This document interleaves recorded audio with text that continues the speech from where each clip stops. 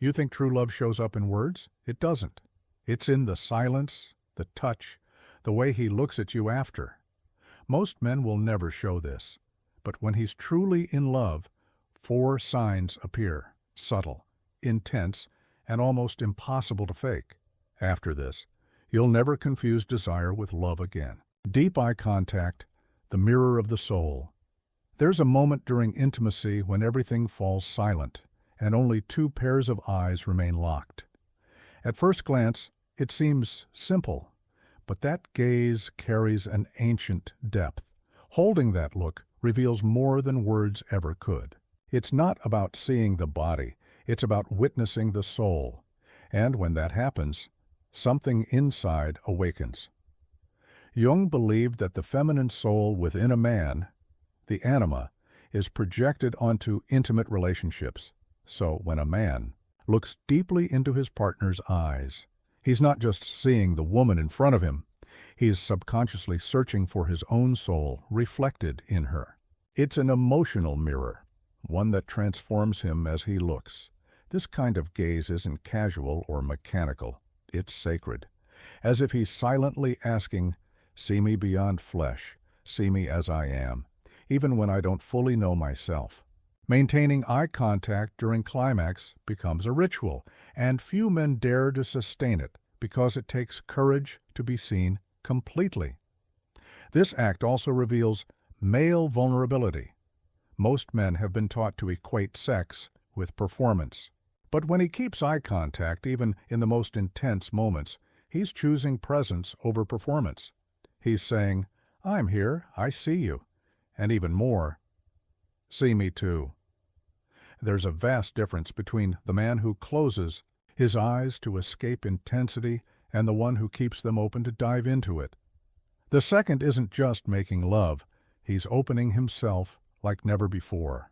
And when he finds mutual presence in her gaze, the connection becomes alchemical.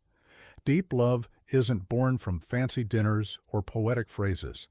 It arises in micro moments like this, where man and woman meet in raw truth. No script, no mask. Just the naked emotion that pierces through flesh and time, aiming straight at the invisible. The gaze that doesn't break mid-pleasure reveals something rare. Emotional intimacy. It's not about seeing the other. It's about feeling seen. That's when the mask falls, the persona dissolves, and the soul begins to show itself. At that point, sex becomes psyche, and pleasure becomes transcendence. Jung would call this a glimpse of individuation, the moment a man touches a fragment of the self through another. The physical desire dissolves into something greater. The fusion of conscious and unconscious. Eye contact becomes a bridge between worlds. And let's be clear, this isn't about cliché romance. It's confrontation. Staring into a partner's eyes is also staring into one's own abyss, because in her gaze, he sees both what he loves and what he fears. Deep eye contact invites transformation, and not everyone's ready for that. But when he is, everything changes. He starts to seek that gaze beyond the bedroom too, at the breakfast table, in the silence after an argument, in the touch that needs no words. That reveals something powerful. He doesn't just want to be with her, he wants to truly meet her. Eye contact then becomes a ritual, a reminder that something beyond the physical is unfolding, that each intimate encounter is a chance to recognize his soul reflected in the woman he loves. And sometimes the deepest love reveals itself in the eyes that never look away. No wonder those who experience this never forget. The memory of that intense, honest gaze during pleasure becomes an emotional tattoo. It's proof that something real happened, that for a moment they were no longer alone in the universe. And that's why, even years later, some men still dream of that one gaze, because it wasn't just a woman they saw, it was the anima, the inner image of ideal love, projected so vividly it became unforgettable. When this happens, he realizes sex was never the end. It was the gateway, the beginning of a deeper journey where pleasure is only the first step toward a union that defies language. But that story, It only truly begins when the body grows quiet and the gaze remains. Post-sex affection. The act after the act. What happens after the climax says more than the act itself. It's in the silence, the gestures, the pauses, that love either breathes or disappears. A man in deep love doesn't roll over or drift into sleep without a trace. He lingers, he stays close. Because for him, the true connection begins when the fire softens. Jung spoke of individuation, the process of becoming whole, by integrating what was once separate. In that quiet moment after sex, the body and soul either unite or drift apart. The man who reaches out to hold her hand is not seeking more pleasure. He's seeking union, integration, wholeness. In this space, affection reveals what words can't. A stroke on the back, a forehead kiss, a whisper, all carry emotional gravity. It's not performance anymore, it's presence. He's not trying to impress her, he's honoring her. And more importantly, he's showing he values what just happened. That moment is sacred because it's raw. The masks are gone, the ego has surrendered, the soul is exposed. And how he acts in that space reveals if he's just feeding his hunger or offering himself. Real men don't flee the aftermath. They embrace it. This is the arena of emotional intimacy, a landscape where many men feel lost. Because society rarely teaches them how to be after the peak. But the man who stays, who listens to her breathing, who plays with her hair, is creating a bond that goes far beyond desire. Partner satisfaction isn't just about how intense the act was. It's about how safe, seen, and cherished she feels when the act is over. A woman can forget the performance, but she'll never forget how a man made her feel in the stillness that followed. Post-sex affection is an art, one that says, I'm not done holding you just because I'm satisfied. It's a continuation, not a conclusion. It turns a moment of pleasure into a memory of trust, and it signals that he's not there just for the body, he's there for her. And it's in these moments that the deepest psychological connection is forged. Not in the noise, but in the stillness, not in the climax, but in the calm. That's when her nervous system relaxes. That's when her walls fall. That's when her soul says, maybe I can trust this man. Jung believed that transformation happens not in explosions, but in integration. And after the act, that's exactly what he's doing, integrating the experience, the emotion, the intimacy. He's not escaping the vulnerability of what just happened. He's owning it.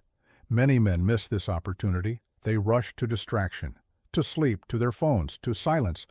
But the wise man stays present. He understands that pleasure without presence creates emptiness, and emptiness breeds distance, but presence builds devotion. So what does he do? He turns toward her. Maybe he holds her. Maybe he breathes with her. Maybe he just listens to the silence they created together. But whatever he does, it comes from a place of care, not duty, of feeling, not habit. And over time, this ritual becomes their invisible glue. It's not talked about, but it's felt. It's not grand, but it's real. That consistency of affection after intimacy tells her, this isn't just physical for me. And once she believes that, she opens in ways no technique ever could. This is where deep love reveals its quiet power, not in fireworks, but in the way he doesn't let go, in the way he keeps choosing her, even in the stillness, even when nothing is required of him, because love at its deepest is shown when there is no reward to gain. And so, the act after the act becomes the proof that what happened between them wasn't just sex, it was soul work, and the man who knows that becomes unforgettable. But this path doesn't end here, because when love deepens, desire becomes generosity. Concern for her pleasure, erotic generosity. You can tell what kind of man you're dealing with by how he treats her pleasure, not his, hers.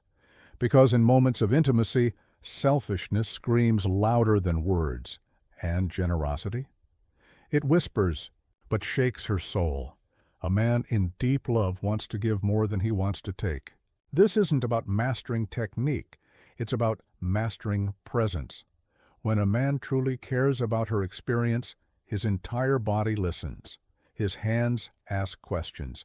His eyes seek feedback. His rhythm adapts not to performance, but to response. Jung spoke of ego transcendence, the act of moving beyond the self. In bed, that means letting go of the need to impress. It's no longer about being good enough. It becomes about dissolving into the experience, about becoming one, with her needs, not his image. There's power in a man who can silence his ego long enough to listen to a moan, a breath, a shift. That's erotic intelligence, that's psychological sensitivity, and it doesn't come from porn. It comes from humility, from curiosity, from love. Deep love reveals itself in the way he asks, "Do you like this?" Not to be praised, but to know. Because he wants her pleasure to be real, not faked, not forced. He wants to see her unfold, to witness her lose control, because she feels safe, not obligated. There's something holy about the man who celebrates her pleasure, more than his own, who slows down just to enjoy the way she gasps, who takes pride in knowing her body like a sacred text, one he's willing to study with reverence, not entitlement. Erotic generosity is rare because it requires emotional maturity. It's not about being submissive. It's about being attuned. It's the art of asking without asking, touching without invading, leading without dominating, and above all, giving without expectation. Concern for her pleasure doesn't end with orgasm. It's also how he holds her afterward, how he talks to her in the morning, how he remembers what made her melt the last time. It's a psychological connection, built not just with hands, but with heart. Partner satisfaction isn't measured in minutes or movements. It's measured in meaning. Did she feel seen, heard, cherished? That's what she remembers. That's what keeps her coming back, not to his body, but to the emotional space he creates. And that space is sacred, because it tells her, "You matter to me," not as a conquest, not as validation, but as a whole being, mind, body, and soul. That kind of attention disarms her, and once she feels it, no man who lacks it will ever compare. Jung would say that the more a man integrates his feminine, his anima, the more capable he becomes of this kind of love, because he no longer sees sex as a battlefield or a performance. He sees it as communion, a mutual becoming, a merging of energies.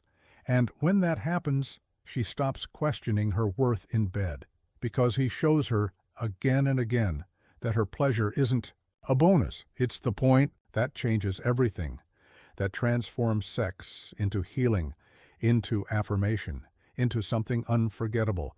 The man who loves deeply becomes a mirror for her power. He doesn't take it, he amplifies it. He reminds her of her radiance, not by saying it, but by showing it in the way he gives.